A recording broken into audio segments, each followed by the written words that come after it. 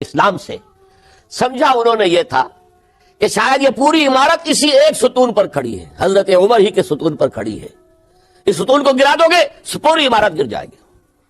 لیکن ثابت ہوا نہیں، یہ محمد کی بنائی ہوئی عمارت ہے صلی اللہ علیہ وسلم.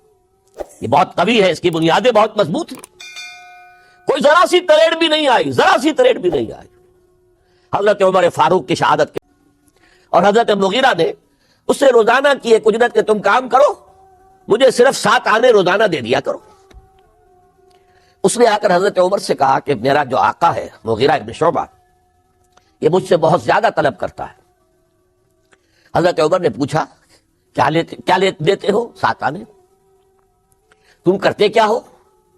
کہ میں نجار بھی ہوں، میں لوہار بھی ہوں، میں یہ کام کرتا ہوں. فرمایا اتنے پیشوں کا جاننے والا اس کے لیے یہ روزانہ کا ٹیکس یہ زیادہ نہیں ہے، یہ تمہیں دینا چاہیے. اس نے کہا میں چکیاں بھی بناتا ہوں. حضرت عمر نے فرمایا پھر ایک چکی ذرا مجھے بھی بنا دینا. کہنے لگا آپ کے لیے تو میں ایسی چکی بناؤں گا کہ جس کی آواز دنیا بھر میں جائے گی. وہ شخص ہے اور ہرمزان کی سازش کے تحت وہ ایرانی جسے بعد میں ایرانیوں نے کیا کہا، جس نے قتل کیا حضرت عمر فاروق کو، حضرت ابو لولو فیروز. آج بھی ایران میں اس کی قبر کی تفسیریں بکتی ہیں تعداد کے اندر. حضرت ابو لولو فیروز وہ آیا ہے مسجد نبوی میں، اور آ کر اس نے جبکہ حضرت عمر رضی اللہ تعالیٰ عنہ امامت فرما رہے حملہ کیا، 5-6 وار خنجر کے کیے. حضرت عمر رضی اللہ تعالیٰ شدید مجروح ہو گئے. یہ انتقام تھا جو عجم نے، وہ سلطنت کے جس کے ٹکڑے ختم ہو گئے تھے، جس کا ٹکڑے کر دیے گئے تھے، اس نے انتقام لیا عالم اسلام سے. سمجھا انہوں نے یہ تھا کہ شاید یہ پوری عمارت کسی ایک ستون پر کھڑی ہے، حضرت عمر ہی کے ستون پر کھڑی ہے، اس ستون کو گرا دو گے پوری عمارت گر جائے گی. لیکن ثابت ہوا نہیں، یہ محمد کی بنائی ہوئی عمارت ہے صلی اللہ علیہ وسلم. یہ بہت قوی ہے، اس کی بنیادیں بہت مضبوط ہیں، کوئی ذرا سی تریڑ بھی نہیں آئی، ذرا سی تریڑ بھی نہیں آئی. حضرت عمر فاروق کی شہادت کے بعد حضرت عثمان رضی اللہ تعالیٰ عنہ کا دور خلافت شروع ہوا، اور جوں کا توں جو قافلہ چل رہا تھا آگے چلتا چلا گیا. حضرت عثمان رضی اللہ تعالیٰ عنہ کے بارے میں بہت قیل و قال ہے، ان پر تنقیدیں بھی کی، اپنوں نے بھی کی ہیں، دشمنوں نے بھی کی ہیں. لیکن بات جان لیجئے، یہ تاثر غلط ہے کہ ان کے پورے دور خلافت کے اندر فتنہ رہا یا ہنگامہ رہا. قتل غلط. 10 برس خلفائے راشدین میں طویل ترین دور خلافت حضرت عثمان کا ہے رضی اللہ تعالیٰ عنہ. 12 برس. حضرت ابو بکر کے تو 2.25 برس تھے، حضرت عمر کے 10 برس تھے، ان کا 12 برس.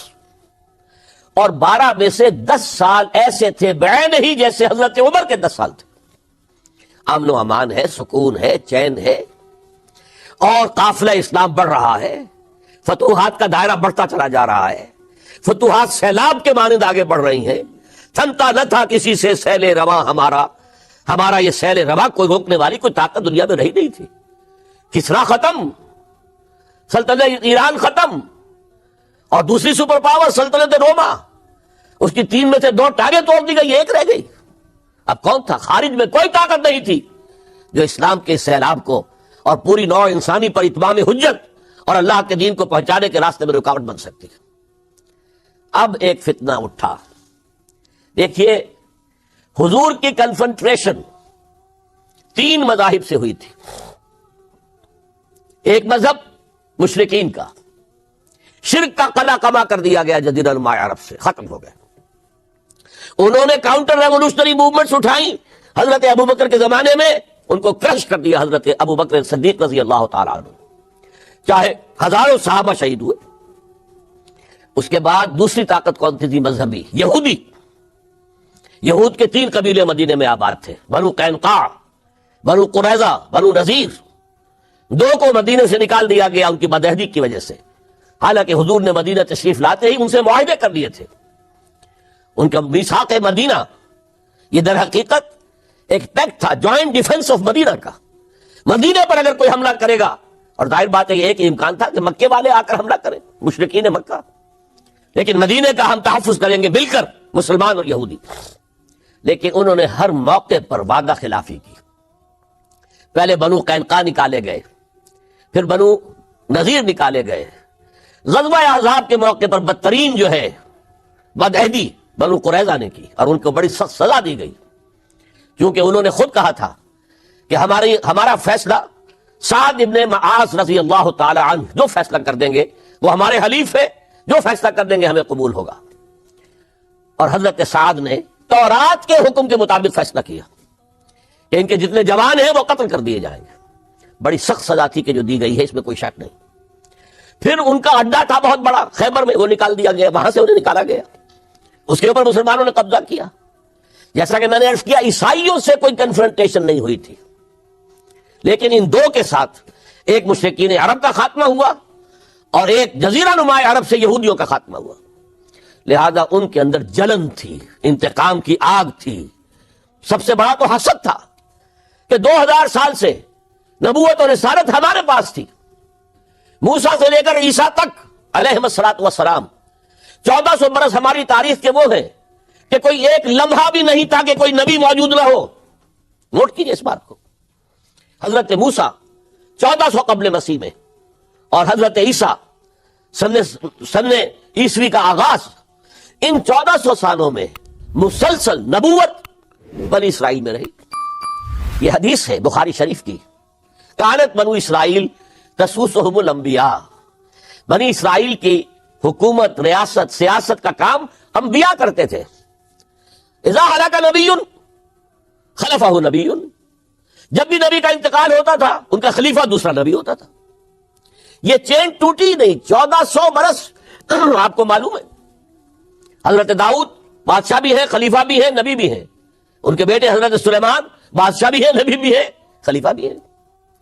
اسی طریقے سے یہ سلسلہ چلتا رہا۔ تورات انہیں دی گئی، انجیل انہیں دی گئی، زبور انہیں دی گئی، بے شمار صحیفے اور دوسرے چھوٹے نبیوں کو دیے گئے۔ لیکن پھر اللہ تعالیٰ نے نبی آخر الزماں کی حیثیت سے محمد الرسول اللہ کو چن لیا، جو اسرائیلی نہیں تھے، جو اسماعیلی تھے، حضرت ابراہیم کے بڑے صاحبزادے حضرت اسماعیل علیہ السلام کی اولاد میں۔ اس پر انہیں سخت رنج، حالانکہ وہ پہچانتے تھے حضور کو، ان کی کتابوں میں جو نشانیاں لکھی تھی وہ پوری حضور پر جو ہے متفق ہو رہی تھی۔ قرآن کہتا ہے یعرفونہ کما یعرفون ابناءہم، وہ ایسے پہچانتے ہیں محمد کو صلی اللہ علیہ وسلم جیسے کہ اپنے بیٹوں کو پہچانتے ہیں، لیکن انہوں نے نہیں مانا۔ بدترین دشمن، حسد کی آگ میں جلنے والے، اور آج تک وہی معاملہ ہے، ان کی نیچر تبدیل نہیں ہوئی ہے۔ اب جو کچھ قیامت صغریٰ آنے والی ہے مڈل ایسٹ میں، عراق پر حملے کے بعد جو کچھ ہوگا، اس سب کی سازش کس نے کی ہے؟ یہود نے۔ یہ ساری اسرائیلی سازش ہے۔ بہرحال یہ علیحدہ بات ہو جائے گی۔ اب انتقام یہودیوں کا آیا۔ یہودیوں کو یہ معلوم تھا ہم تعداد میں اتنے کم ہیں اور ڈسپرسڈ ہیں۔ سن 70 عیسوی میں ایک رومن جنرل ٹائٹس، اس نے حملہ کر کے یروشلم بیت المقدس کی اینٹ سے اینٹ بجائی، 1,33,000 یہودی ایک دن میں قتل کیے۔ اور ان کا سیکنڈ ٹیمپل جو تھا، جو حضرت سلیمان نے بنایا تھا، معبد، عبادت گاہ، ہم تو اسے مسجد کہیں گے، مسجد اقصی، لیکن انہوں نے اس سے کہا ہیکل، ٹیمپل، اس کو گرا دیا تھا نبوکدنضر نے 587 عیسوی میں۔ دوبارہ انہوں نے بنایا، اسے ٹائٹس نے گرا دیا، وہ آج تک گرا پڑا ہوا ہے، آج تک۔ صرف ایک دیوار اس کی سلامت ہے، جسے وہ ویلنگ وال کہتے ہیں، وہاں جا کر ماتم کرتے ہیں، روتے ہیں، پیٹتے ہیں۔ اور اس کو اس وقت سے نکال دیا گیا یہودیوں کو، نکل جاؤ فلسطین سے، بھاگ جاؤ یہاں سے، دفع ہو جاؤ۔ لہذا وہ ڈسپرس ہو گئے، کوئی یورپ چلے گئے، کوئی روس چلے گئے، کوئی ہندوستان چلے گئے، کوئی افریقہ کے ممالک میں چلے گئے، کچھ ایران میں آ گئے۔ یہ سب، اس کو وہ کہتے ہیں ڈایاسپورا، ہمارا وہ دور جس میں ہم دنیا میں منتشر تھے۔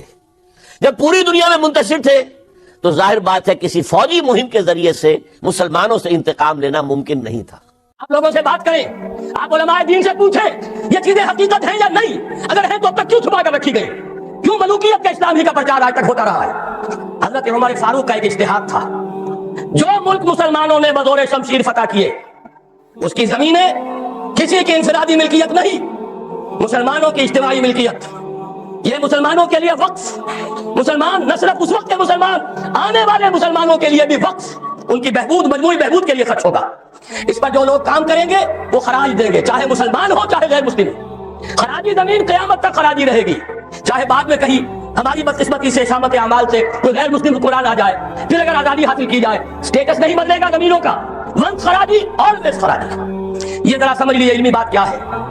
قرآن حکیم میں ایک حکم ہے انفال کا، مال غنیمت کا، یہ سورہ انفال میں ہے 10ویں پارے کی پہلی آیت سے، اور دوسرا حکم ہے مال فے کا، یہ سورہ حشر میں ہے۔ مال غنیمت کا قانون یہ ہے کہ 5واں حصہ 1/5 بیت المال کا، 4/5 مجاہدین میں تقسیم ہو جائے گا۔ سوار ہے گھوڑا، اونٹ بھی اس نے اپنا رکھا ہوا ہے تو اس کو 2 حصہ ملے گا، پیدل ہے اکیلا۔ اموال فے کیا ہے؟ کل کے کل بیت المال کے، کسی کا کوئی حصہ نہیں۔ عام خیال یہ تھا کہ یہ زمینیں جو فتح ہو رہی ہیں، عراق فتح ہو گیا، شام فتح ہو گیا، ایران فتح ہو گیا، مصر فتح ہو گیا، تصور تو کیجئے یہ Fertile Crescent of the Middle East سارا کا سارا فتح چند سالوں کے اندر اندر چند ہزار صحابہ تھے جنہوں نے ان سارے علاقوں کو فتح کر دیا۔ اب انہوں نے مطالبہ کیا کہ جناب یہ مال غنیمت ہے، ہم نے جنگ کر کے فتح کیا، لہذا یہ زمینیں تقسیم کر دیجئے، 5واں حصہ رکھ لیجئے بیت المال کا۔ حضرت عمر نے فرمایا اگر میں نے یہ زمینیں اور یہ رقبے تمہیں تقسیم کر دیے تو بعد کے آنے والے مسلمانوں کو کیا ملے گا؟ واقعہ یہ ہے کہ تاریخ انسانی کا بدترین جاگیردارانہ نظام قائم ہو جاتا اگر حضرت عمر یہ فیصلہ نہ کرتے۔ وہ عمر فاروق کان رائے موافقا بالکتاب والسنہ، کتاب اور وحی کے مطابق ان کی رائے، بلکہ میں کہتا ہوں وہی ان کی رائے کے مطابق نازل ہوئی۔ وہ عمر بن الخطاب جن کے بارے میں حضور نے فرمایا کہ لو کان بعدی نبی لکان عمر، میرے بعد کوئی نبی ہوتا تو عمر ہوتے۔ یہ ان کا اجتہاد ہے، اور یہ اجتہاد کسی مولوی کا نہیں، امیر المومنین کا ہے۔ جبکہ پوری ملت اسلامی ایک حکومت، ایک نظام، مذہب اور سیاست میں کوئی تفرقہ نہیں۔ وہی خطیب ہے مسجد نبوی کا اور وہی امیر ہے وہ حکومت کا، سربراہ ہے حکومت کا، اس کا اجماع اور خلافت راشدہ کا یہ اجماع، یہ تو گویا کہ ہمیشہ کے لیے اٹل قانون۔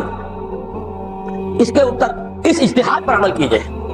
زرعی زمین کی 2 قسمیں ہماری شریعت میں ہیں۔ جو مسلمان لڑے بھیڑے بغیر ایمان لے آئے ان کی زمینیں ان کی ملکیت ہیں، جیسے مدینے کے مسلمان، وہ تو لڑے نہیں، انہوں نے تو خود حضور کو لے کر اور ان کو دعوت دے کر وہ مدینہ تشریف لے کر آئے ہیں، لہذا ان کی زمینیں ان کی ملکیت نہیں، ان سے عشر لیا گیا، یہ عشری زمینیں کہلاتی ہیں۔ جو زمینیں فتح ہوئی، جو ملک، یہ عشری نہیں خراجی ہے، یہاں پر وہ ملکیت رہے گی بیت المال کی، مسلمانوں کی اجتماعی ملکیت، وقف المسلمین۔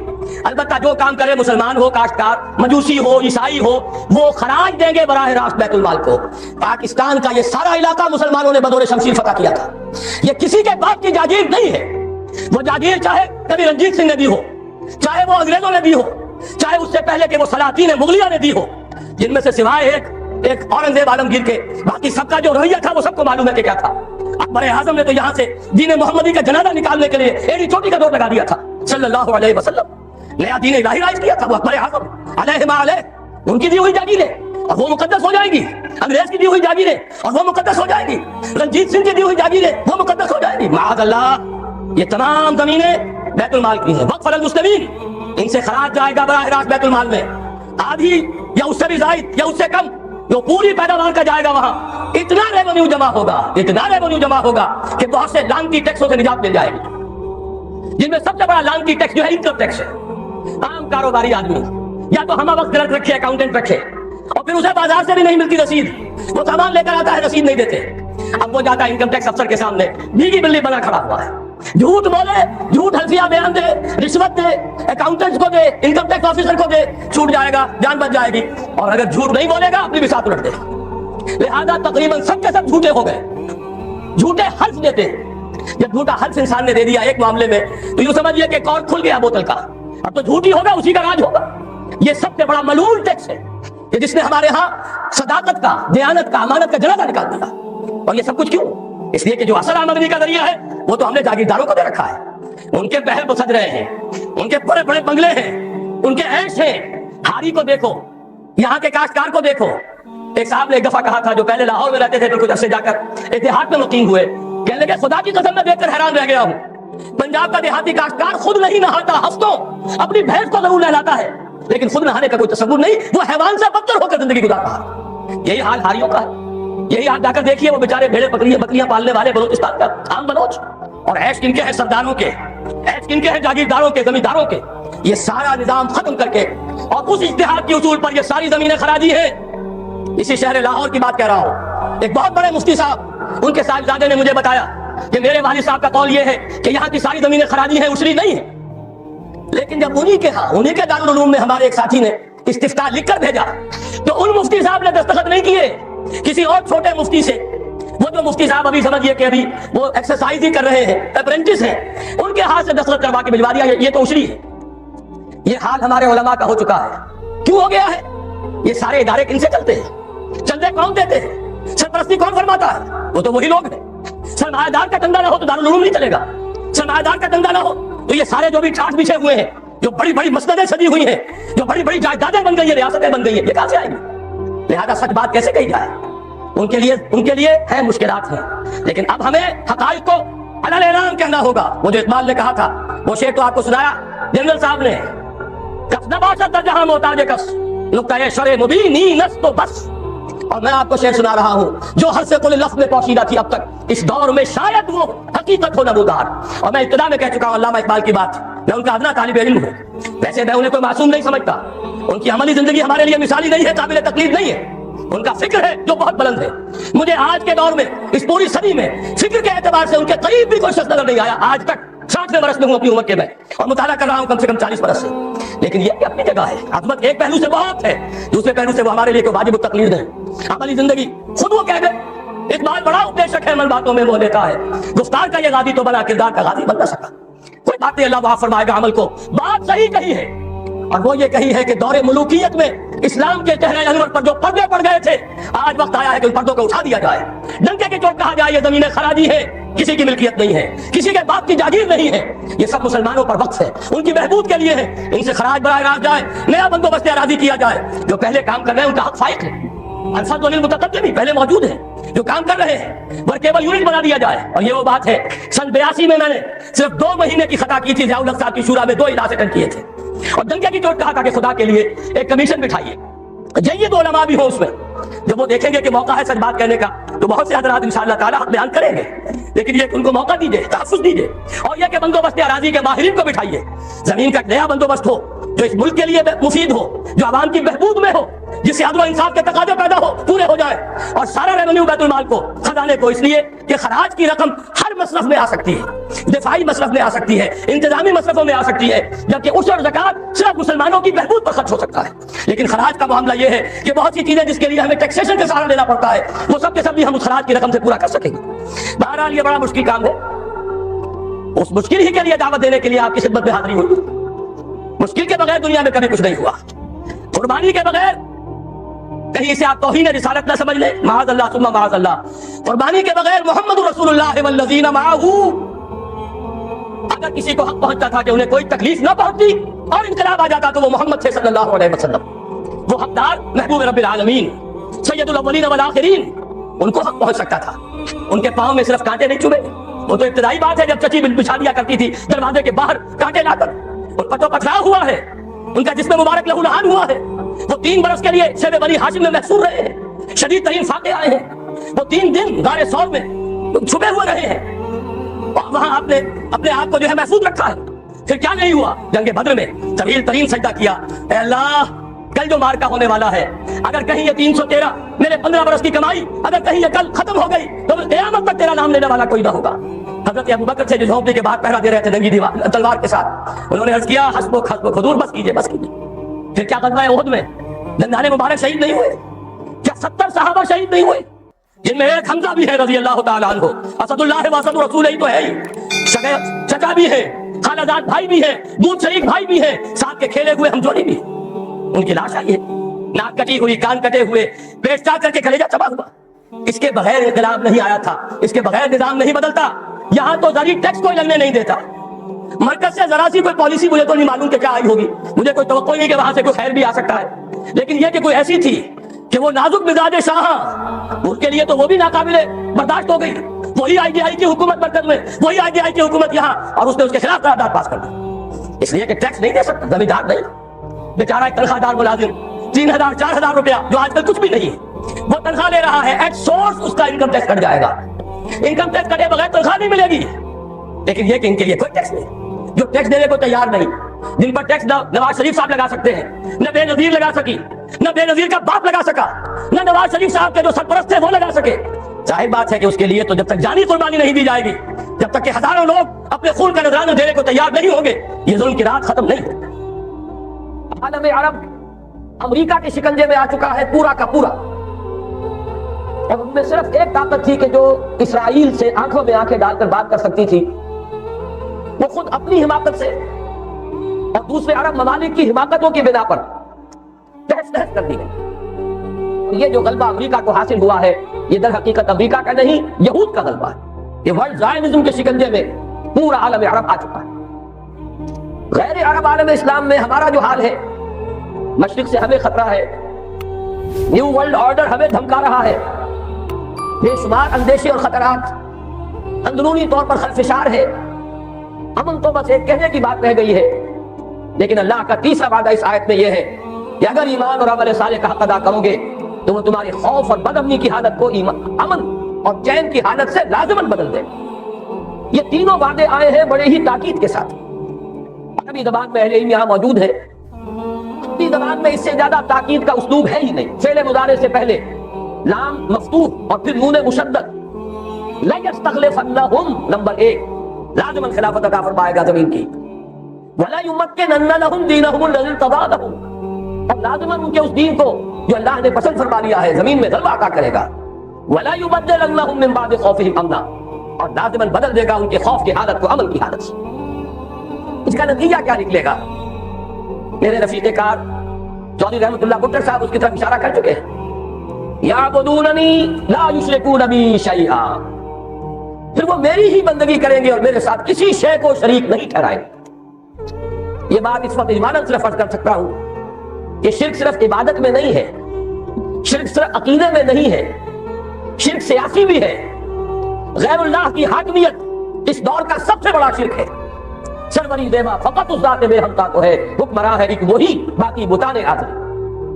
وہ غیر اللہ کوئی فرد ہو، کوئی فرعون ہو، کوئی نمرود ہو، یا کوئی ایک قوم ہو جو دوسری قوم پر حاکم بن کر بیٹھ جائے، یا خود کسی ملک کے عوام ہو جو حاکمیت کے دعوے دار بن کر کھڑے ہو جائیں، یہ سب کے سب در حقیقت فرائض ہے، نماردہ، اور اس نظام کو تسلیم کرنا سب سے بڑا شرک۔ لہذا یعبدوننی لا یشرکون بی شیئا، یہ نتیجہ ہے انفرادی سطح پر اللہ کی بندگی، توحید کا اقرار، نماز بھی اسی کے لیے، قربانی بھی اسی کی، ان صلاتی و نسکی و محیای و مماتی للہ رب العالمین، اور اجتماعی سطح پر نظام خلافت، انسان حاکم نہیں خلیفہ ہے۔ وَإِذْ قَالَ رَبُّكَ لِلْمَلَائِكَةِ إِنِّي جَاعِلٌ فِي الْأَرْضِ خَلِيفَةً يَا دَاوُودُ إِنَّا جَعَلْنَاكَ خَلِيفَةً فِي الْأَرْضِ، انسان حاکم نہیں خلیفہ ہے۔ آخری ٹکڑا اس آیت مبارکہ کا وہ میرے اور آپ کے لیے ایک لمحہ فکریہ ہے۔ اللہ نے اتنے وعدے کر دیے، اتنی تاکید کے ساتھ کر دیے، اتنے پختہ وعدے کر دیے، وَمَنْ كَفَرَ بَعْدَ ذَلِكَ، جو شخص اس کے بعد بھی کفر اختیار کرے گا۔ اور جنرل صاحب نے ابھی آپ کو 3 آیتیں سنا دی سورہ مائدہ کی، مَن لَمْ يَحْكُم بِمَا أَنزَلَ اللَّهُ فَأُولَٰئِكَ هُمُ الْكَافِرُونَ وَمَن لَمْ يَحْكُم بِمَا أَنزَلَ اللَّهُ فَأُولَٰئِكَ هُمُ الْفَاسِقُونَ وَمَن لَمْ يَحْكُم بِمَا أَنزَلَ اللَّهُ فَأُولَٰئِكَ هُمُ الظَّالِمُونَ۔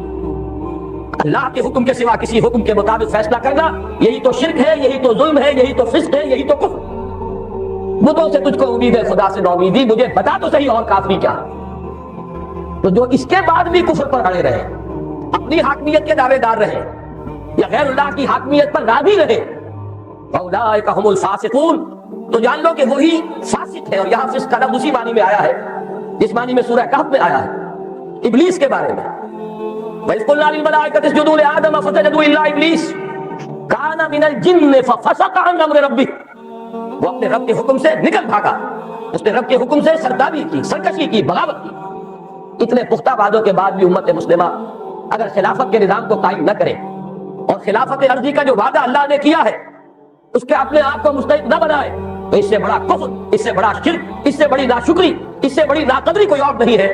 تو میرے اور آپ کے لیے یہ لمحہ فکریہ ہے کہ کہیں میں اور آپ اس ذیل میں شامل نہ ہوں۔ جو حدیث میں نے آپ کو سنائی مسند احمد بن حنبل کی روایت ہے، راوی حضرت مقداد بن الاسود رضی اللہ تعالی عنہ مہاجرین میں سے ہیں، اور یہی وہ صحابی ہے جنہوں نے غزوہ بدر سے قبل جب حضور نے محفل مشاورت منعقد کی تھی، اس وقت ایک بڑا پیارا جملہ کہا تھا، یا رسول اللہ صلی اللہ علیہ وسلم آپ ہمیں موسیٰ کے ساتھیوں پر قیاس نہ کیجئے جنہوں نے کہہ دیا تھا فَاذْهَبْ أَنْتَ وَرَبُّكَ فَقَاتِلَا إِنَّا هَاهُنَا قَاعِدُونَ. ہم موسیٰ کے ساتھی نہیں، محمد کے صحابی ہیں رضی اللہ تعالی عنہم اجمعین وصلی اللہ علیہ وآلہ وسلم.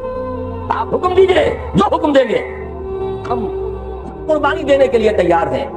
آپ حکم دیجئے کیا عجب کہ اللہ تعالیٰ آپ کو ہمارے ذریعے آنکھوں کی ٹھنڈک عطا فرمائے. وہ ہے مقداد ابن اسود جو روایت کر رہے ہیں حضور کا قول. بہت بڑی خوشخبری، بہت بڑی خوشخبری، بہت بڑی خوشخبری. اگرچہ ہم یقین کے ساتھ نہیں کہہ سکتے کہ اس خوشخبری کا ظہور کب ہوگا، ابھی اس میں کتنا وقت باقی ہے، لیکن جس شخص کا ایمان ہے محمد رسول اللہ صلی اللہ علیہ وسلم کی رسالت پر اور نبوت پر اور آپ کی صداقت پر، اس کے دل میں کوئی شائبہ بھی شک کا اور ریب کا پیدا نہیں ہو سکتا کہ یہ بات ہو کر رہے. اور وہ بات کیا ہے؟ حضور فرماتے ہیں زمین پر کوئی گھر نہیں بچے گا، نہ اینٹ گارے کا بنا ہوا گھر اور نہ ہی کوئی کمبلوں کا بنا ہوا خیمہ جس میں کہ اللہ اسلام کو داخل نہ کر دے. ہاں، اس داخلے کی دو شکلیں ہو سکتی ہیں، یا تو اس گھر اور خیمے والے کے اعزاز کے ساتھ اللہ کا دین اس کے گھر میں داخل ہوگا، یا اس کی توہین اور تذلیل کے ساتھ داخل ہوگا. یہ ذرا نوٹ کر لیجیے الفاظ اس حدیث مبارکہ کے. میں اس وقت صرف اس خوشخبری کی طرف آپ کی توجہ منعکس کرا رہا ہوں. یہ عز عزیز اور ذل ذلیل کا مفہوم کیا ہے یہ انشاءاللہ میں بعد میں عرض کروں گا. اب اس تمہید کے بعد میں اب اپنے آج کے خطاب کے بارے میں ایک بات عرض کر رہا ہوں. یہ خطاب اس اعتبار سے بہت مختلف ہوگا کہ میں اس میں کوئی جوش خطابت دکھانے کا ارادہ نہیں رکھتا. میں کچھ افہام و تفہیم کا انداز اختیار کرنا چاہتا ہوں. خلافت ہر مسلمان کے دل کی آرزو ہے، لیکن وہ خلافت ہے کیا؟ اس کا مطلب کیا ہے؟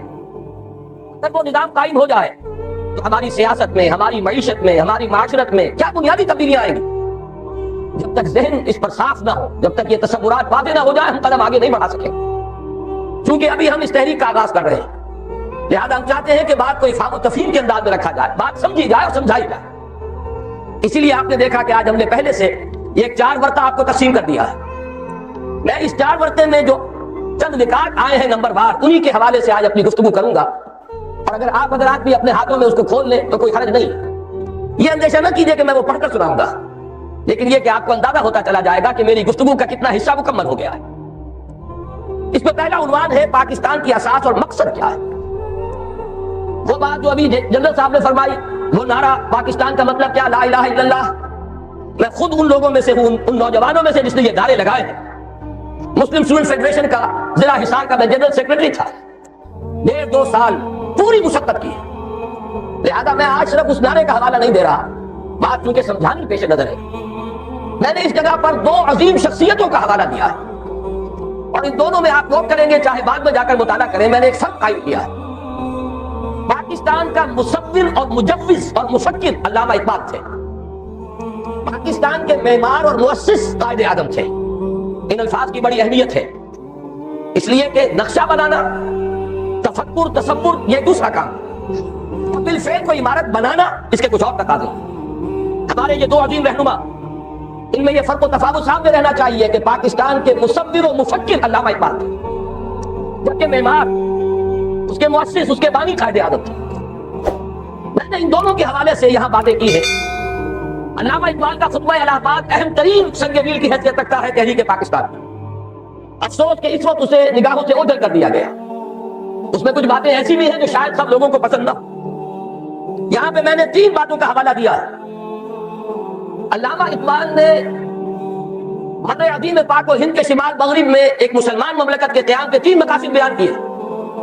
نمبر 1 یہ کہ یہ متحدہ ہندوستان میں جو مسلم ہندو کشمکش اور کشاکش چل رہی تھی، یہی اس کا واحد حل ہے. نمبر 2 یہ کہ اس ذریعے سے مسلمانوں کو یہ موقع مل جائے گا کہ اسلام کا جو حقیقی نظام تھا، جو محمد عربی صلی اللہ علیہ وسلم نے عطا فرمایا اور ایک انقلابی جدوجہد کے ذریعے سے قائم فرمایا، جس کا اصل نمونہ خلافت راشدہ ہے، لیکن جس پر بعد کے دور ملوکیت میں پردے پڑ گئے. اسلام کی بہت سی حقیقتیں چھپ گئی. بادشاہی، ملوکیت، جاگیرداری، سرمایہ داری کے اس کے اوپر پردے پڑتے چلے گئے، تاہا کہ آج اس اصل اسلام کی حقیقت کہیں نظر نہیں آ رہی. دنیا کے سامنے تو ایک دوسرا اسلام ہے، بادشاہوں کا اسلام ہے، مغلوں کا اسلام ہے، شہنشاہوں کا اسلام ہے. آج ہمیں ایک موقع ملے گا. علامہ اقبال کا یہ نظریہ تھا، اگر پاکستان وجود میں آ جائے تو وہ جو دور ملوکیت کے پردے پڑ گئے تھے ان کو ہٹا کر صحیح اسلام کا ایک نمونہ دنیا کے سامنے پیش کر دیا جائے. علامہ اقبال نے تیسری بات بھی کہی تھی اور موجودہ حالات میں وہ بہت ریلیونٹ ہے. بہت سے حضرات کو شاید تعجب ہو کہ علامہ نے فرمایا تھا کہ اس ہندوستان اور پاکستان کو باہم لڑنا نہیں، بلکہ یہ پاکستان، مجمدہ پاکستان ہی بھارت کا سب سے بڑا دفاع کرنے والا ہوگا. یہ بات بڑی عجیب لگے گی آپ کو. علامہ اقبال کے الفاظ یہ ہیں کہ دی نارتھ ویسٹ مسلم country will defend India against every invasion, be that invasion of ideas or buildings. یہ جو ملک وجود میں آ جائے گا مسلمان ملک، یہ تو پورے ہندوستان کی حفاظت اور دفاع کا فریضہ سر انجام دے گا. ہر حملے کے خلاف، خواہ وہ حملہ نظریات کا ہو، خواہ بیونٹس کا ہو، سنگینوں کے ذریعے سے حملہ ہو. یہ بات بالکل بھلائی جا چکی، اس لیے کہ در حقیقت تقسیم ایسے وجود میں آئی کہ جانے والا ہمارا وہ دشمن انگریز وہ ایک ایسا مسئلہ پیدا کر گیا سازش کے طور پر کہ جس پر یہ دونوں ملک آج تک لڑتے چلے آ رہے ہیں. اور اندیشہ یہ ہے کہ شاید مستقبل قریب میں پھر کوئی اور زیادہ اور لاکھ جگہ تھا. یہود کی یہ سازش، اب وہ جو ایوارڈ دیا تھا حق بندی کمیشن نے، یہ کوئی اچانک ہو جانے والی باتیں نہیں تھی. اس کے پیچھے گہری سازش تھی کہ بیچ میں وہ مسئلہ چھوڑ کر جاؤ، یہ دونوں آپس میں لڑے لیکن دونوں ہمارے دوست رہے. حالانکہ واقعہ یہ ہے کہ سابق حکمرانوں کے خلاف تو جذبات انتقام ہوتے ہیں قوموں کے اندر. یہاں نقشہ یہ ہے، اتنی کامیاب پالیسی رہی ہے برطانیہ کی کہ دونوں اس وقت بھی تھوڑا سا وقفہ آیا تھا کہ ہم کامن ویلتھ سے نکل گئے تھے، دونوں اسی فطرات کے نخجیر ہیں، دونوں اسی کیبن بند میں. اور واقعہ یہ کہ ہم نے تو جس بے غیرتی اور بے حمیت کا مظاہرہ حال ہی میں کیا ہے. کون ہے یہ ڈائن یا ڈائنا؟ اس کا یہ اعزاز کہ محمد عربی صلی اللہ علیہ وسلم نے یہ فرمایا، من وقر صاحب بدعت فقد اہان علی حرب الاسلام. جس شخص نے کسی بدعتی کی، ابھی یہاں کافر کی بات نہیں ہو رہی، اس نے کسی بدعتی کی توقیر کی، اس نے اسلام کی بنیادیں کھودنے کا کام کیا ہے، اس میں تعاون کیا ہے. یہاں تک فرمایا من مشى مع فاسق ليقويه غضب اللہ تعالی واهتز له العرش. جو شخص کسی فاسق کے ساتھ چلتا ہے کہ اسے تقویت پہنچائے، اللہ غضبناک ہوتا ہے اور اس درجے غضبناک ہوتا ہے کہ اس کا عرش کانپنے لگتا ہے. یہ تعلیمات ہے محمد عربی صلی اللہ علیہ وسلم کی. ہم اپنی اس بدترین غلامانہ ذہنیت کا آج تک گزارا کر رہے ہیں. اور ابھی میری توجہ تو اس طرح نہیں ہوئی تھی. میں تو مشکور ہوں اپنے نوجوان ساتھی کا، ندیم بیگ کا. اب تو کچھ ہونے والا ہے، میڈونا اور پتہ نہیں اور کون ہے کہ جن کو یہاں بلایا جا رہا ہے. واقعہ یہ ہے کہ یہ ہماری بے غیرتی اور بے حمیتی کا سب سے بڑا معاملہ ہوگا. اور میں سمجھتا ہوں چیلنج ہے یہ ان لوگوں کے لیے جنہوں نے کچھ بھی قوت مدافعت فراہم کی ہے. آپس میں کلاشنکوف نہ چلائیں، آئے میدان میں اس کو روکیں، سب بات کریں. بڑی بڑی جمعیتیں اور جماعتیں موجود ہیں، آپس میں اقتدار کی کشمکش کے لیے ایک دوسرے کا خون بھی بہا رہی ہے. لیکن یہ کہ اس دین کے معاملے کے اندر اگر ان میں دم ہے، اگر ان میں طاقت ہے، پاسبان بن کر اگر سامنے آنا چاہتے ہیں تو دین محمدی کے پاسبان بن کر سامنے آئے. اور یہ موقع ایسا ہے کہ اس وقت واقعتاً جن میں حمیت ہے انہیں اپنی حمیت کا ثبوت دینا چاہیے. یہ تو تھے علامہ اقبال کے نظریات. قائد اعظم کا میں صرف ایک جملہ یہاں سناؤں گا. قائد اعظم کی اگرچہ بدقسمتی سے ایک تقریر وہ بھی ہے جس کے اندر ایک جملہ ایسا فضائی بن گیا جس سے دشمنان اسلام نے اور سیکولرزم کے علمبرداروں نے بہت فائدہ اٹھایا. کاش کہ قائد اعظم وہ الفاظ نہ کہتے، لیکن یہ کہ اس کی ایک توجیہ ہے جس کو یہاں بیان کرنا ممکن نہیں ہے وقت کی کمی کے باعث. لیکن ان کے وہ ساری تقریریں دور تحریک پاکستان کی اور اس ایک خاص تقریر کے بعد کی تمام تقریریں ایک ہی مضمون پر گواہی دے رہی ہیں، جس کی نمائندگی کرتا ہے ان کا ایک بہت عمدہ تاریخی جملہ جو علامہ اقبال کے اس فکر کے بہت قریب ہے. انہوں نے فرمایا ہمیں پاکستان اس لیے چاہیے کہ عہد حاضر میں اسلام کے اصول حریت و اخوت و مساوات کا ایک عملی نمونہ دنیا کے سامنے پیش کر دیں. یہ مقصد تھا پاکستان کا، مفکر و مصور پاکستان کے نزدیک بھی اور معمار اور مؤسس پاکستان کے نزدیک. لیکن ہوا کیا ہے؟ میری دوسری بات، ہماری کوتاہی اور کوتاہ نظری. ایک بات کافی ہے، شمسی حساب سے ہم 45 سال پورے کر کے 44 سال پورے کر کے 45 میں قدم رکھ چکے، قمری حساب سے 45.5 سال ہو چکے. جیسا کہ جنرل صاحب نے فرمایا، وہی نظام جو کا تو اوپر سے لے کر نیچے تک اثر تا پا، جس کی میں بعد میں قدر وضاحت بھی کروں گا. وفاداری بشرط استواری اہل ایمان ہے. ہم نے بالکل اس کے مصداق اس نظام کو جو کا تو قائم رکھا، سرے منہ فرق نہیں آیا. یہ تو خیر وہ بات ہے کہ جس پر مزید آپ کا وقت دینے کی ضرورت نہیں ہے، رائٹنگ آن دی وال ہے، ہر شخص جانتا ہے. لیکن میں ایک خاص بات کی طرف توجہ دلانا چاہتا ہوں. ظاہر بات ہے مسلم لیگ سے چونکہ اس میں ہر قسم کے لوگ شریک تھے اور انہوں نے صرف قیام پاکستان کا پروگرام دیا تھا، یہ توقع ہی نہیں تھی کہ وہ اسلام یہاں لا سکتے ہیں. لیکن یہ کہ یہاں علماء بھی تو تھے، دینی جماعتیں بھی تو تھی. بعض علماء بڑے چوٹی کے علماء مسلم لیگ میں شامل تھے، مولانا شبیر احمد عثمانی رحمۃ اللہ علیہ. بہرحال ان کا احسان ہے کہ ان کی آخری دھمکی جو انہوں نے دی تھی کانسٹیٹیوشن اسمبلی میں اس کے نتیجے میں قرارداد مقاصد پاس ہو گئی، وہ کم سے کم اپنا حق ادا کر گئے۔ لیکن یہ کہ دوسری جماعتیں بھی تو یہاں رہی ہیں، علماء کرام بھی تو ہیں، ہمارے عام لوگوں کی بہت بڑی تعداد ان کی بات سنتی ہے۔ اگر یہ لوگ صحیح رخ پر چلتے تو یہاں یہ نظام برقرار نہیں رہ سکتا تھا۔ ذمہ داری ان کی ہے، انہوں نے سیاست کے کھیل میں شریک ہو کر اپنا وقت ضائع کیا ہے، انہوں نے اقتدار کی کشاکش میں کبھی ادھر اور کبھی ادھر، آج اس کے حریف اور اس کے حریف اور کل اس کے حریف اور اس کے حریف، یہ کھیل کھیل کر بہت قیمتی وقت قوم کا ضائع کیا۔ مزید بڑا ایک بہت اہم نکتہ عرض کر رہا ہوں، تیسری بات کہ ہمارے دین کے حلقے کی طرف سے، علماء کرام کی طرف سے مطالبہ بھی اگر آتا ہے، میں ان کی بات چھوڑ رہا ہوں جو اسلام کو صرف سیاسی نعرے کے طور پر استعمال کرتے رہے، میں ان علماء کرام کی بات کر رہا ہوں جو مخلص ہیں۔ انہوں نے بھی صرف اسلامی قانون کی بات کی ہے، اسلامی نظام کی بات نہیں کی۔ ان دونوں میں ایک باریک سا فرق ہے۔ نظام نظام ہے، قانون اس نظام کو چلاتا ہے، قانون اس نظام کو تحفظ دیتا ہے۔ اگر نظام غلط ہے، ظالمانہ ہے، اس نظام کے تحت لوٹ کھسوٹ ہو رہی ہے، غریب غریب سے غریب تر، امیر امیر سے امیر تر ہوتا چلا جا رہا ہے، دولت کے انبار لگ رہے ہیں، آپ نظام کو تو کچھ نہ کہیں، جو کا توں برقرار رکھے، چوری کی سزا نافذ کر دے، ڈاکے کا سدے بات کر دے، فائدہ کس کو پہنچے گا؟ غریبوں کو یا امیروں کو؟ ان کی حرام کی دولت کو تحفظ حاصل ہو جائے گا، ان کے عیش اور ان کے ایوان مزید محفوظ ہو جائیں گے، غریب کو تو اس سے کوئی فائدہ نہیں ہوگا۔ چوری اور ڈاکہ جو ہے وہ غریب کا تو ہوتا ہی نہیں، وہ تو امیر کا۔ نظام ظالمانہ ہے اور غلط ہے تو قانون بہترین بھی ہوگا، اس نظام کو سپورٹ کرے گا، اسے تقویت دے گا۔ نظام کو بھی بدلنا ہے اور قانون کو بھی بدلنا، یہ دونوں باہم لازم و ملزوم ہیں۔ اور ہمارے دین میں اس کے لیے اصطلاحات ہے، دین اور شریعت۔ دین نظام ہے، دین ہمیشہ سے ایک رہا، حضرت نوح ہوں، حضرت ابراہیم ہوں، موسیٰ ہوں، عیسیٰ ہوں، حضرت محمد ہوں صلی اللہ علیہ وسلم وعلیہ الصلوۃ والسلام، سب کا دین ایک تھا۔ شرع لكم من الدين ما وصى به نوحا والذي اوحينا اليك وما وصينا به ابراهيم وموسى وعيسى ان اقيموا الدين، دین تو ایک ہے۔ شریعتیں بدلتی رہی، شریعت موسوی اور تھی، شریعت محمدی اور تھی، علی سائر الصلوۃ والسلام۔ اصل سے دین، وہ دین کیا ہے؟ وہ در حقیقت ایک نظام زندگی ہے، سچا دین، عادلانہ دین، وہ دین نظام عدل و قسط ہے، وہ دین سسٹم آف سوشل جسٹس ہے۔ جب تک اس کو رائج نہ کیا جائے، اس کو نافذ نہ کیا جائے، محض قانون کے نفاذ سے کوئی مصیبت نتائج برآمد نہیں ہوں گے۔ اگر میری بات سے غلط فہمی نہ ہو، میں دونوں کو کہہ رہا ہوں، دین بھی قائم کرو اور قانون اسلامی یعنی شریعت بھی نافذ، لیکن ان دونوں کو اگر علیحدہ کر دیا جائے تو یہ جو اجزاء ہیں یہ غیر مؤثر ہو کر رہ جائیں گے۔ اس کو انگریزی میں کہتے ہیں آرگینک ہول، یہ ایک ایسی حیاتیاتی اکائی ہے کہ اگر اسے کاٹ دیں گے تو دونوں حصے ختم ہو جائیں گے۔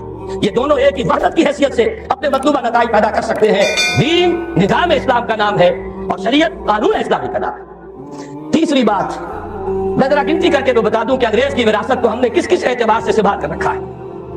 مجمل باتوں کا وقت نہیں ہے، اب ان باتوں کو تفصیلاً سمجھنا ہے اور اس طرح سمجھنا ہے کہ آپ کو یاد ہو جائے۔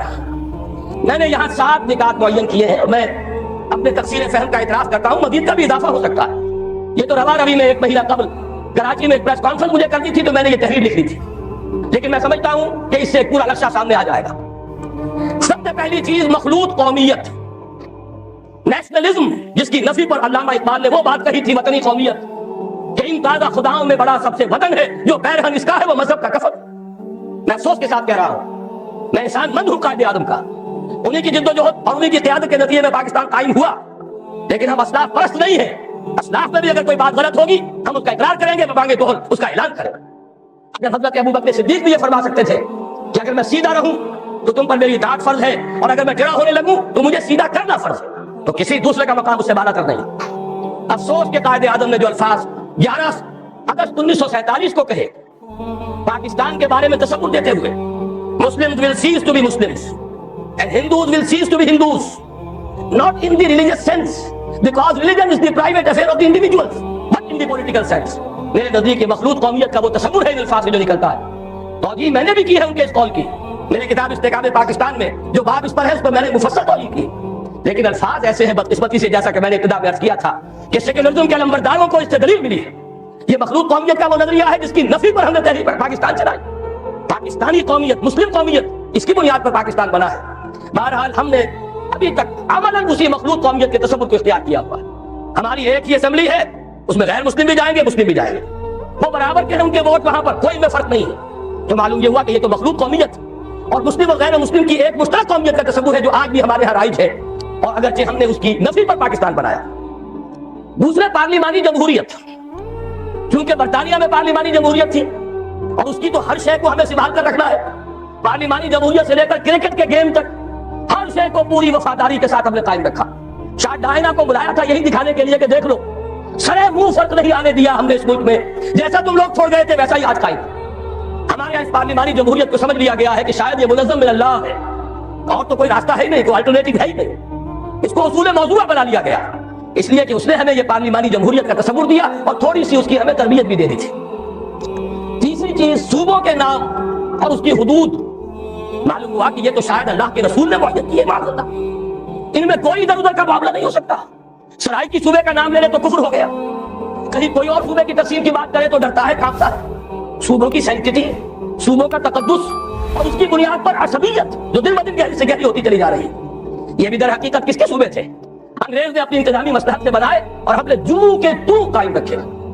नए जिले वजूद में आ गए, नई कमिश्नरियां वजूद में आ गई, लेकिन सूबों की हदूद हुदूद, ये तो मुकद्दस गाय है, सेक्रेट काऊ, सैक्रोसेंट, इसमें कहीं कोई तब्दीली नहीं आ सकती।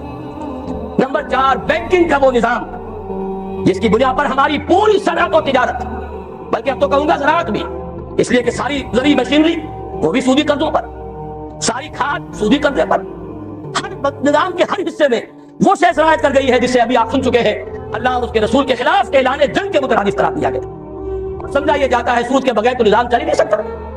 मेरे नजदीक ये कलमा कुफ्र है, ये अल्लाह ताला के खिलाफ बदएतमादी का वोट है।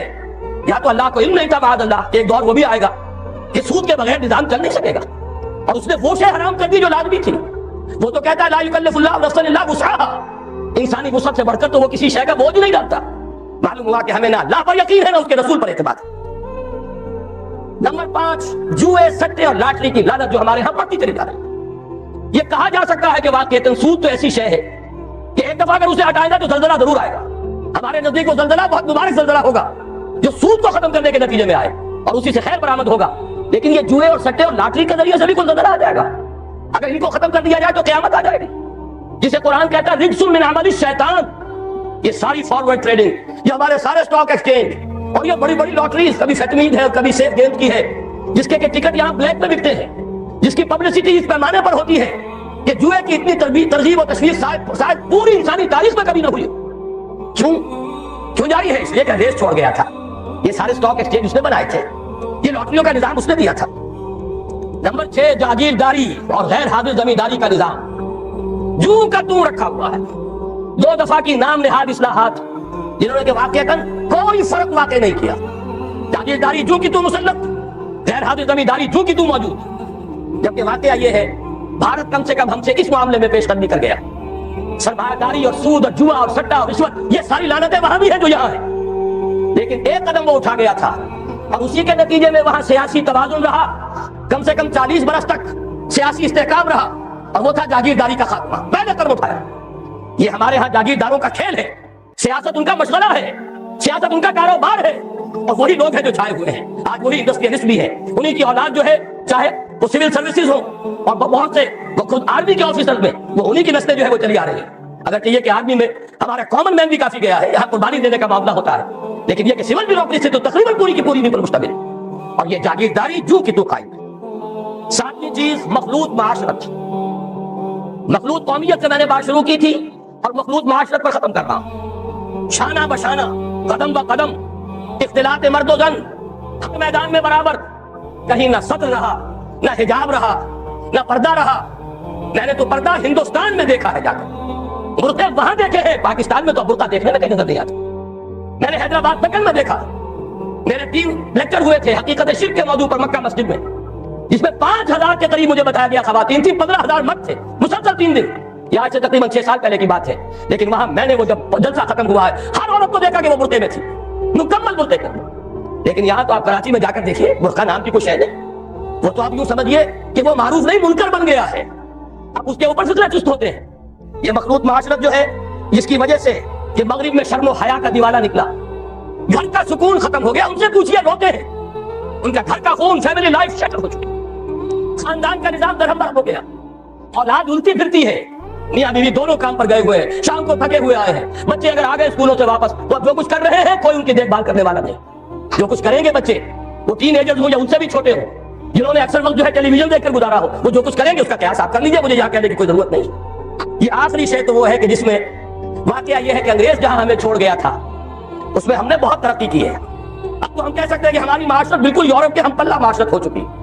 بڑے دقیانوس کچھ گھرانے ہوں گے جن کے ہاں پردہ بھی ہے, شرم و حیا بھی کسی شے کا نام ہے, اور عصمت و عفت بھی کوئی شے ہے. باقی یہ کہ اکثر و بیشتر ہمارا جو حال ہو چکا ہے خصوصاً اونچے طبقات کا, معلوم ہوا کہ وہ تو اس معاشرت کے اندر ان سے بھی کہیں آگے نکل گئے. تیسری بات میں بس کر رہا ہوں تحریک پاکستان اور دفاع پاکستان, تحریک خلافت اور دفاع پاکستان. یہ بات آ چکی ہے, مجھے صرف اشارہ کر دینا کافی ہے. چونکہ ہم نے انحراف کیا اپنے وعدے سے, ہم پر اللہ کا عذاب آیا.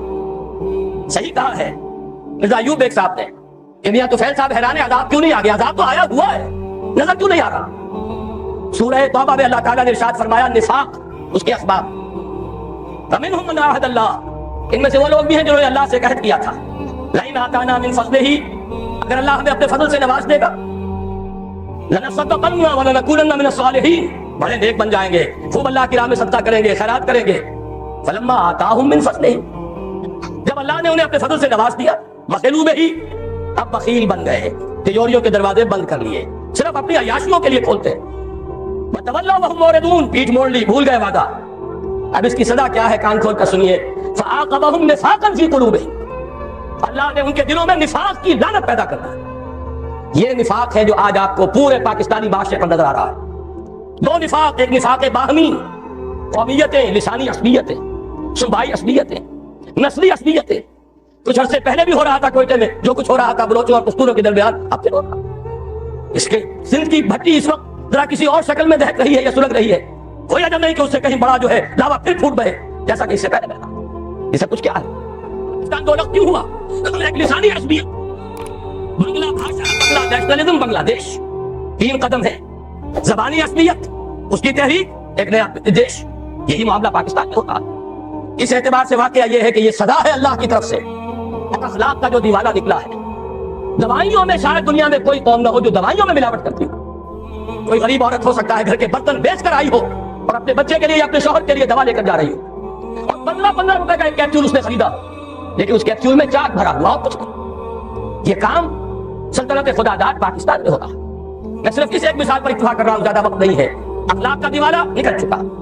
وہ قوم جو ایک قوم تھی ہندو کے مقابلے میں اب قومیتوں میں تقسیم ہو چکی. دونوں نفاق و تمام و کمال نظر آ گئے, نفاق باہمی, نفاق عملی, نفاق اخلاقی.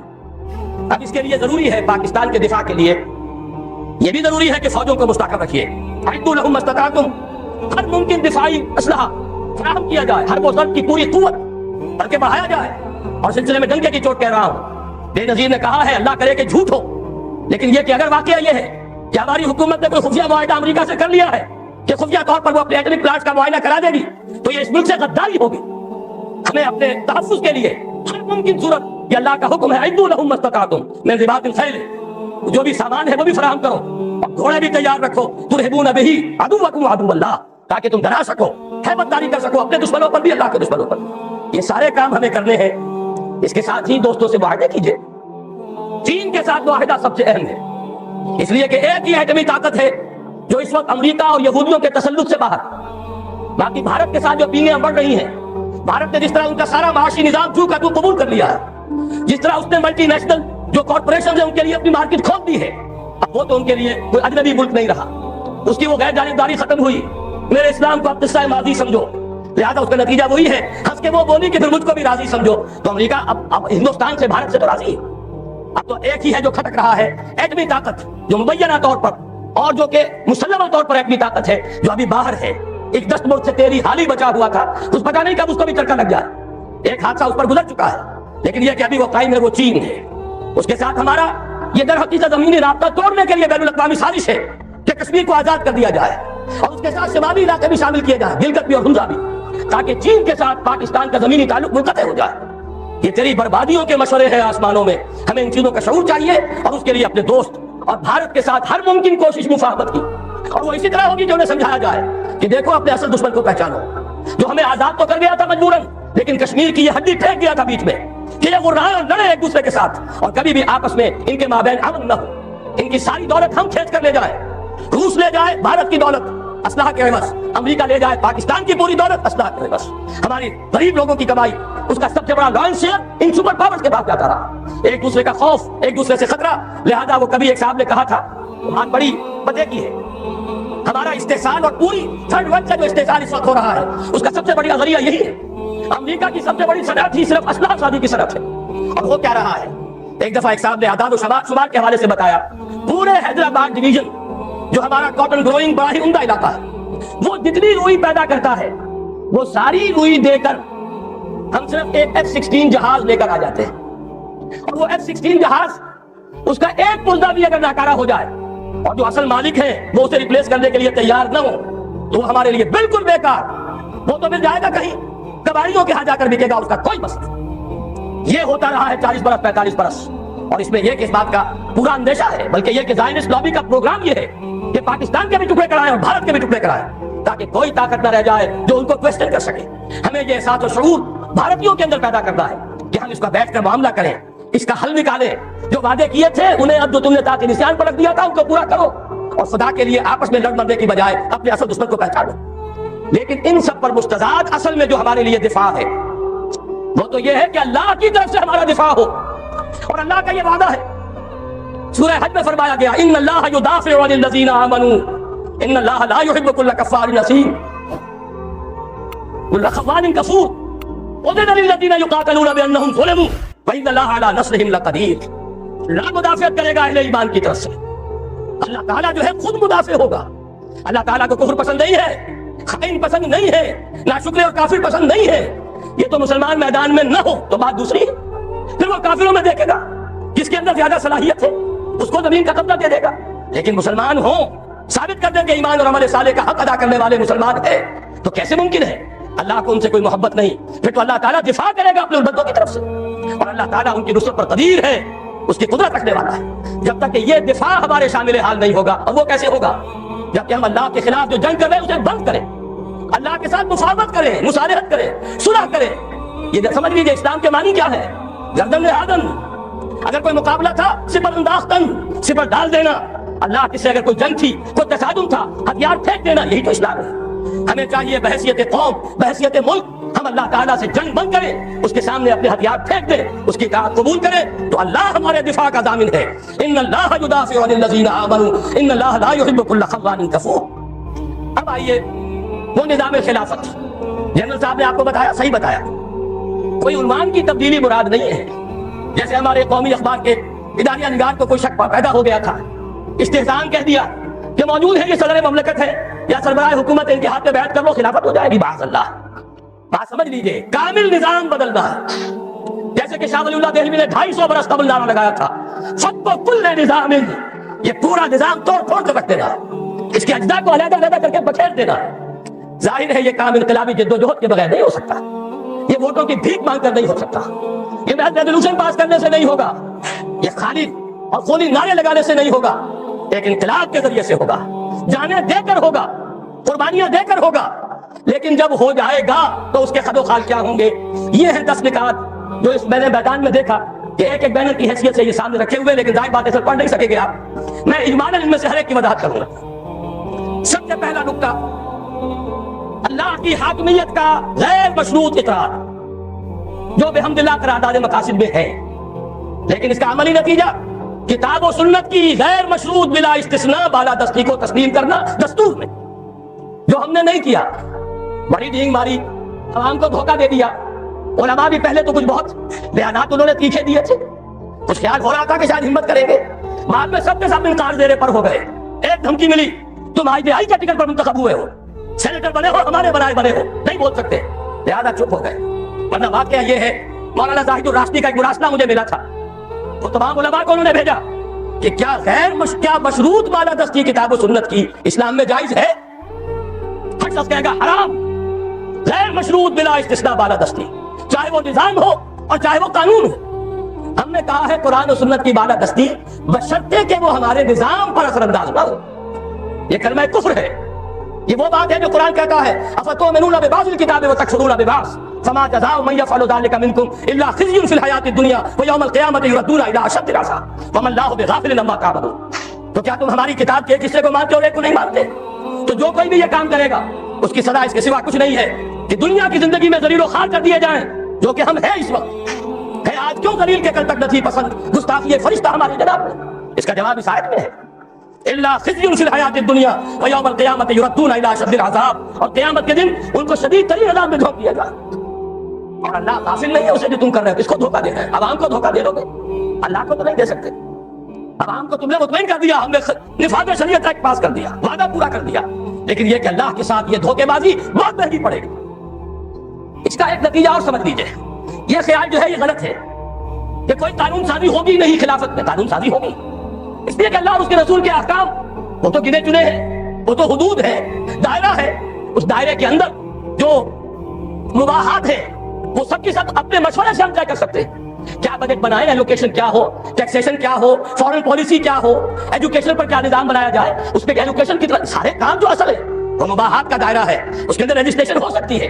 وہ رجسٹریشن بھی عدالت نہیں کرے گی، وہ مولوی نہیں کریں گے، بلکہ یہ کہ وہی اسمبلی کرے گی، جو علامہ اقبال نے کہا تھا اپنے لیکچرز میں کہ آج کے دور میں اجتہاد بذریعہ پارلیمنٹ ہوگا۔ اس کے کیا معنی ہے؟ یہ نہیں کہ وہاں جاہل لوگ آ جائیں گے تو وہ اجتہاد کریں گے، بلکہ یہ کہ اجتہاد تو اہل علم کریں گے۔ البتہ جس کا اجتہاد نافذ ہوگا وہ ہوگا جسے پارلیمنٹ کی اکثریت تسلیم کرے، اور عدالتوں کو یہ اختیار حاصل ہوگا، جو اعلیٰ عدالتیں ہیں، سپیریئر کورٹس، وہاں ایک عام آدمی بھی جا کر دعویٰ دائر کر سکے گا کہ جناب دستور میں لکھا ہوا ہے کتاب و سنت کے خلاف کوئی قانون سازی نہیں ہو سکتی، فلاں قانون میں ثابت کرتا ہوں کتاب و سنت کے منافی ہے۔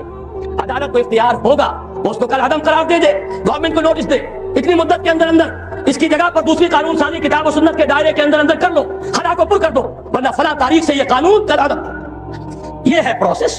اس پروسیس کو واقعہ یہ ہے کہ صحیح انداز میں شروع کیا تھا ضیاء الحق نے، نظری طور پر ہر ایک کے ساتھ انصاف کیا جانا چاہیے، جو اس نے کیا ہے اس کا بھی اقرار ہو، جو نہیں کیا ہے اس کا بھی اعلان ہو۔ انہوں نے کیا، شریعت کوڈ بنا دی، اور یہی اصول طے کیا، شریعت کوڈ میں ہر مسلمان جائے، کوئی قانون ہو اس کے بارے میں اگر وہ ثابت کر دے یہ کتاب و سنت کے منافی ہے کل عدم ہو جائے گا۔ لیکن کیا نہیں کیا وہ بھی سمجھ لیجئے، شریعت کوڈ بٹھا کر اس کو ہتھکڑیاں بھی پہنا دی، بیڑیاں بھی پہنا دی۔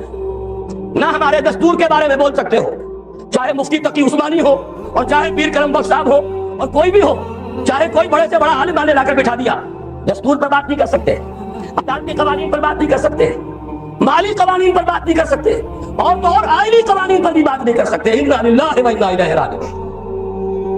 کام بڑا اچھا کیا تھا، صحیح کیا، لیکن یہ کہاوت ہے ہمارے ہاں، کوئی مہمان آیا ہو تو کہا جائے جناب یہ سب گھر آپ کا ہے اطمینان سے، لیکن دیکھیے کسی شے کو ہاتھ نہ لگائیے گا۔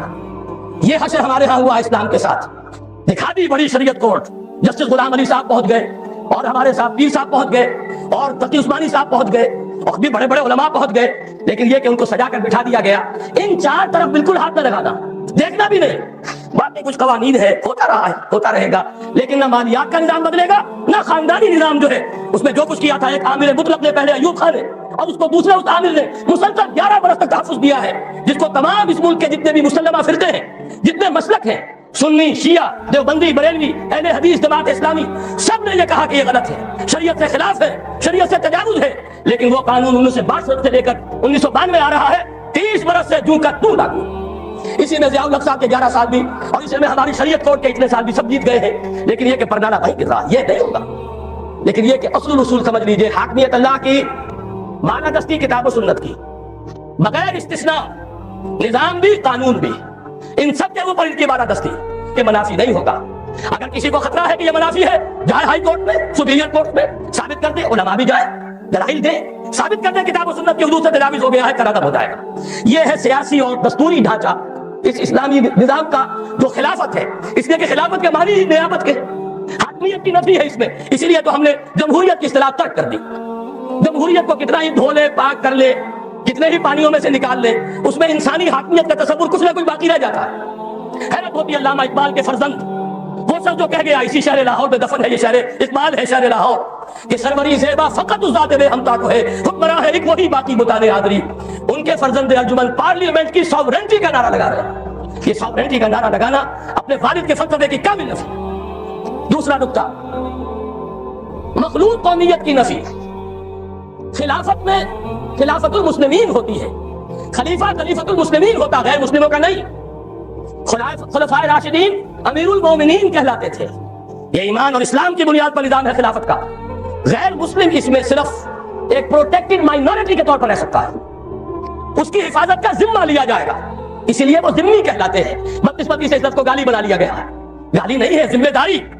خلافت ذمہ داری لے گی، کسی غیر مسلم کی جان، مال، آبرو پر کوئی آنچ نہیں آئے گی۔ اسے پرسنل لا میں مکمل آزادی ہوگی، اسے مذہب اور عقیدے اور عبادت کی پوری آزادی ہوگی، اس کی عبادت گاہوں کا بھی اتنا ہی تحفظ کیا جائے گا جتنا مسجدوں کا، یہ ساری ذمہ داری لی جائے گی، اس لیے وہ ذمہ کہلاتے ہیں۔ لیکن ظاہر بات ہے خلافت کا نظام اللہ کی خلافت ہے، حاکمیت اللہ کی ہے، اور اس کا ذریعہ کتاب و سنت ہے۔ جو نہ اللہ کو مانے، نہ کتاب کو مانے، نہ رسول کو مانے، نہ قرآن کو مانے، نہ سنت کو مانے، انہیں لیجسلیٹو پروسیس میں کیسے شامل کریں، انہیں اس ریاست کی پالیسی میکنگ میں کیسے حصہ دیا جائے۔ ہاں فنی طور پر ان کی ملازمتیں ہو سکتی ہے، وہ مختلف اداروں میں کام کر سکتے ہیں، لیکن جو پالیسی میکنگ ہے، جہاں ریاست اور حکومت کی پالیسیز بنتی ہیں، وہاں ان کا کوئی عمل دخل نہیں ہو سکتا۔ جہاں لیجسلیشن ہے، قانون بننا ہے، جو کتاب و سنت کے تابع بننا ہے، وہاں ان کا کوئی دخل نہیں ہو، وہ ہوں گے پروٹیکٹڈ مائنورٹی۔ یہی اب میں چاہتا ہوں اس حدیث کا ٹکڑا جو میں نے روک لیا تھا بیان کر دوں، اور یہ در حقیقت قرآن مجید کی ایک آیت کی روشنی ہے۔ حضور نے فرمایا تھا کہ پوری دنیا میں کوئی گھر نہیں بچے گا، نہ اینٹ گارے کا بنا ہوا اور نہ کوئی کملوں کا بنا ہوا خیمہ، جس میں اللہ اپنے دین کو داخل نہ کر دے، لیکن داخلے کی دو شکلیں ہوں گی، بعز عزیز او ذل ذلیل، یا تو عزت والے کا اعزاز اور یا کسی ذلیل کی تذلیل کے ساتھ۔ معنی کیا ہے اس میں؟ اگر گھر والا خود اسلام قبول کر لیتا ہے، فللہ العزت ولرسولہ وللمؤمنین، اب وہ بھی اس عزت کے اندر شریک ہو گیا جو اللہ کے لیے ہے، رسول کے لیے، اہل ایمان کے لیے، اس کے اعزاز کے ساتھ اس کے گھر میں اسلام داخل ہوا۔ اور جو اسلام قبول نہیں کرے گا، ظاہر بات ہے اسے بھی اپنے گھر کے اندر جو چاہے کر لے، لیکن پورے نظام کے تابع ہو کے رہنا پڑے گا۔ جو بھی لا آف دی لینڈ ہے اس میں اللہ اور اس کے رسول کا حکم چلے گا، لہذا اس کی توہین ہو گئی خود بخود۔ وہ اپنے گھر میں جو چاہے کرے، شراب پینی ہے پی لے، اپنا جو معاملہ کرنا چاہے، کسی ایک معبود کو نہیں ہزاروں معبودوں کو سجدے کرنے اجازت ہے، لیکن یہ کہ ملک میں نظام اللہ اور اس کے رسول کا، غلبہ اللہ کے دین کا، وللہ العزت ولرسولہ وللمؤمنین، یہی دو شکلیں ممکن ہے جو حضور نے بیان فرما دی۔ اور میں نے عرض کیا تھا یہ قرآن مجید کی آیت ہے۔ نصارہ اور یہود کے بارے میں سورہ توبہ میں فرمایا حتی یعطوا الجزیۃ عن ید وہم صاغرون، جبکہ مشرکین عرب کے لیے کوئی آپشن نہیں تھا، یا ایمان لاؤ یا قتل کر دیے جاؤ گے۔ براءۃ من اللہ ورسولہ، یہ سورہ توبہ کی ابتدائی آیات اسی موضوع پر ہے۔ آگے چل کر فرمایا یہود اور نصارہ کے لیے ایک ایگزمپشن ہے، وہ یہودی اور نصرانی ہو کر رہنا چاہے تو رہے، لیکن انہیں چھوٹے ہو کر رہنا پڑے گا، ہاتھ سے جزیہ دینا ہوگا۔ یعطوا الجزیۃ عن ید وہم صاغرون، یہی ہے جسے حضور نے فرمایا ذل ذلیل، اس کے سوا کوئی شکل نہیں اسلامی ریاست میں۔ البتہ جزیہ کیا ہے، اسے بھی گالی بنا دیا، یہ گالی نہیں ہے۔ ریاست جب ذمہ لے گی، خلافت کا نظام انڈر رائٹ کرے گا ان کے جان اور مال کے تحفظ کو، ان کی آزادیوں کو، مذہب اور عقیدے کی آزادی، ان کے پرسنل لا کی آزادی، تو کچھ ٹیکس انہیں دینا پڑے گا نا، کچھ تبادلے میں ہوگا۔ مسلمان زکات دیں گے، اگر عشری زمینیں عشر دیں گے، خراجی زمینیں خراج دیں گے، تو انہیں بھی کچھ دینا ہوگا کہ نہیں؟ بس یہ ان سے زکات نہیں ہوگی اور ان سے ہوگا ٹیکس، وہ ٹیکس ہے جس کا نام جزیہ ہے۔ جزیہ کسی کا جزا، بدلہ، یہ تو ایک در حقیقت مبادلہ ہے۔ حکومت جو کچھ خرچ کرتی ہے اس کا کچھ نہ کچھ حصہ آپ کو برداشت کرنا ہوگا، تو جزیہ جزا ہے۔ ذمہ وہ ہے جس کے تمام حقوق کی ضمانت خلافت کا نظام دیتا ہے۔ یہ ہے ایک علیحدہ معاملہ۔ البتہ یہ کہ جہاں تک خلیفہ کا انتخاب اور جو بھی قانون ساز آپ ادارہ بنائے اس کے انتخاب کا معاملہ ہے، اس میں صرف مسلمان مرد اور عورتیں ووٹ دیں گی، اور صرف وہ مسلمان اس میں حصہ لیں گے، مرد، اس لیے کہ امورکم الی نسائکم، یہ محمد رسول اللہ کے فرمان کے خلاف ہے۔ عورتوں کے حوالے کچھ اور ذمہ داریاں ہیں جو اسلام نے کی ہیں، وہ میں بعد میں کروں گا۔ ووٹ دے گی، اس لیے کہ حضرت عمر رضی اللہ تعالیٰ عنہ نے جو ایک کمیٹی بنائی تھی جس کے بعد کے تیسرے خلیفہ کا انتخاب ہوا، جس کے ذریعے سے اس میں حضرت عبدالرحمن ابن عوف نے مردوں سے بھی رائے لی، خواتین سے بھی رائے لی۔ رائے کی حد تک ہمارے پاس مثال موجود ہے، لیکن یہ کہ اس سے آگے معاملات مملکت، معاملات ریاست، یہ مردوں کے لیے ہے، عورتوں کے لیے نہیں۔ اس اعتبار سے سمجھ لیجئے مسلمان مرد اور عورتیں مل کر خلیفہ کا انتخاب کریں، جو بھی مجلس ملی ہے اس کا انتخاب کریں، اس میں غیر مسلموں کا کوئی حصہ نہیں ہے۔ ان کی علیحدہ باڈیز ہو سکتی ہیں ان کے مسائل کے بارے میں جن سے رائے لی جا سکے۔ یہ ہے دوسرا نکتہ، مخلوط قومیت کی نفی۔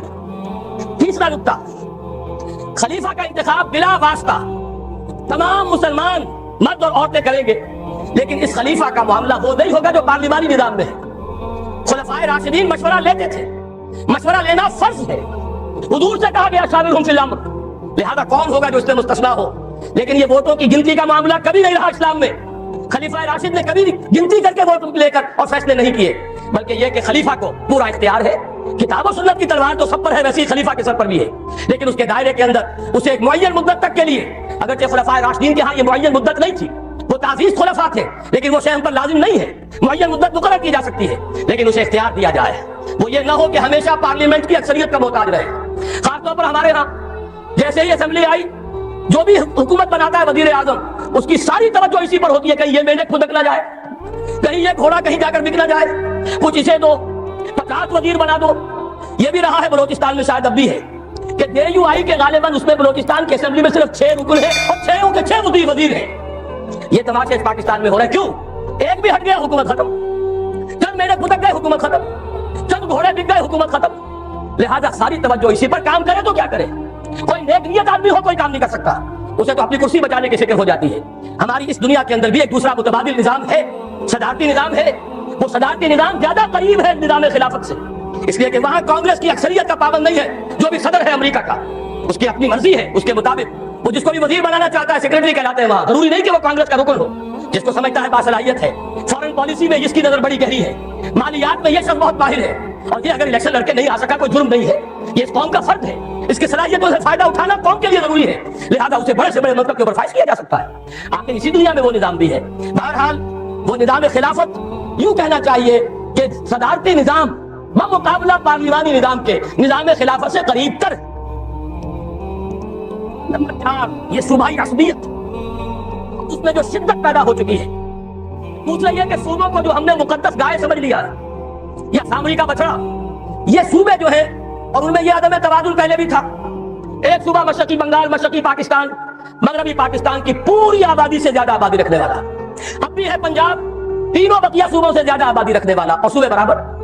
नतीजा यह है कि पंजाब को कभी तो गाली खानी पड़ती है, बल्कि कभी क्या अक्सर बड़े भाई होने के नाते गालियां उसे खानी पड़ेंगी, और सबसे ज्यादा नुकसान भी पंजाब को बर्दाश्त करना पड़ता है। जो हुकूमत है उसकी अक्सरियत जो है पंजाब से है, उसे कायम रखने के लिए अब अक्सरियत की जरूरत है दूसरे सूबों से भी, लिहाजा वो डिक्टेट कराते हैं। ज़ियाउल हक 11 बरस तक रहा और वो एक बिहारी को पाकिस्तान नहीं ला सका। क्यों नहीं ला सका? इसलिए कि सिंधी उसके मुकाबले में खड़े हो जाते थे। ये असबियतें जब तक नहीं टूटेंगी उस वक्त तक कोई अच्छे से अच्छा हुक्मरान भी यहाँ कुछ नहीं कर सकेगा। फिर सूबे आपने इतने बड़े बना रखे हैं, जाहिर बात है हाई कोर्ट एक होगी। जो भी आपके लोग हैं जिनकी शिकायतें हैं, लंबे लंबे सफर करें और जाएं, और वहां जाकर जो है वो अपना खर्च बर्दाश्त करें, होटलों में ठहरे। छोटे छोटे सूबे हमारे नजदीक, दो चीजें, एक तो ये कि सूबों की तादाद बढ़ाई जाए, मौजूदा कमिश्नरियों को सूबा बना दिया जाए। ज़ियाउल हक साहब ने भी ये बात कही थी, और भी बेशुमार लोगों ने ये बात कही है कि पाकिस्तान के बहुत से मसाइल का हल इसमें है कि सूबे छोटे कर दिए जाए, तादाद बढ़ा दी जाए, लेकिन कोई हिम्मत नहीं करता। ज़ियाउल हक साहब को हिम्मत नहीं हुई। कहा तो उन्होंने ये था कि देखो अफगानिस्तान को आबादी में हमसे 1/5 और सूबे हमसे 12 गुना ज्यादा, 50 सूबे, लेकिन ये कि ये काम भी वाकईतन करने का है छोटे सूबे, ताकि लोगों को अपनी जरूरियात इंतजामी जो है उसके लिए लंबे सफर न करने पड़े। और फिर जब ये सूबे टूटेंगे तो इससे यकीनन वो असबियत की दीवारें जो खड़ी हो गई है वो भी मुनहदम होंगी। मैं तो भारत की मिसाल देता हूं, बल्कि इसमें एक बात और अर्ज कर रहा हूं। ये लिसानी और सकाफती मामलात जो है, नस्ली, लिसानी, सकाफती, इनमें हमारे यहाँ इफरात और तफरीत है। या तो उन्हें समझ लिया गया है मुनज़्ज़ल मिन अल्लाह, और या उन्हें कह देते कुफ्र। दोनों बातें गलत है। लिसानी, नस्ली, इलाकाई असबियत और तअस्सुब गलत है, लेकिन लिसानी, नस्ली, इलाकाई सकाफतें और जबानें हरगिज़ कुफ्र नहीं। हर सकाफत अपना हक रखती है कि परवान चढ़े। हाँ, उसमें से जो चीज किताब और सुन्नत के मनाफी है वो निकाल दिए, बाकी वो उनका हक है। जबान बराबर की हकदार है कि परवान पढ़े, धर्म के सिवाय अरबी जबान के कोई जबान मुकद्दस नहीं। और वो भी इसलिए नहीं कि मर्दों की जबान है, इसलिए कि उसमें अल्लाह की किताब है, अल्लाह का कलाम है, उसमें अल्लाह के रसूल के फरामीन है। बराह रास्त मुताले के लिए अरबी जबान का सीखना लाजिम है, वरना ये है कि अंधे की लाठी जिसके हाथ में चली गई वो ले जाएगा। आपको जिसने जो बता दिया कुरान में ये लिखा है, हदीस में ये लिखा है, आप तो उसके पीछे चलने पर मजबूर हो गए। आंखें खोले, अरबी पढ़े और देखें कौन क्या कह रहा है, कुरान और सुन्नत के मुताबिक कह रहा है या गलत कह रहा है। भारत अरबी जबान अपनी जगह, बाकी लिसानी, सकाफती जो फर्क है इनको मिटाना हरगिज़ मकसूद नहीं। कबायली मामलात रहे, हाशमी हाशमी रहे, उमवी उमवी रहे, ताई ताई रहे, रिफारी रिफारी रहे, सकफी सकफी रहे, ये सब के सब कबीले मौजूद रहे। इस एतबार से इन दोनों चीजों का मामला जो है दुरुस्त इसी तरह हो सकता है कि एक दफा इन सूबों के हिस्से बखरे कर दिए जाए, उसमें लिसानी और सकाफती यूनिट्स को भी सामने रखा जाए, कोई हर्ज नहीं, कोई खिलाफ किताब और सुन्नत नहीं। लेकिन यह है कि इससे दो तरफा फायदा होगा, ये असलियत टूट जाएगी और ये कि लोगों को इंतजामी तौर पर सहूलत हासिल हो जाएगी।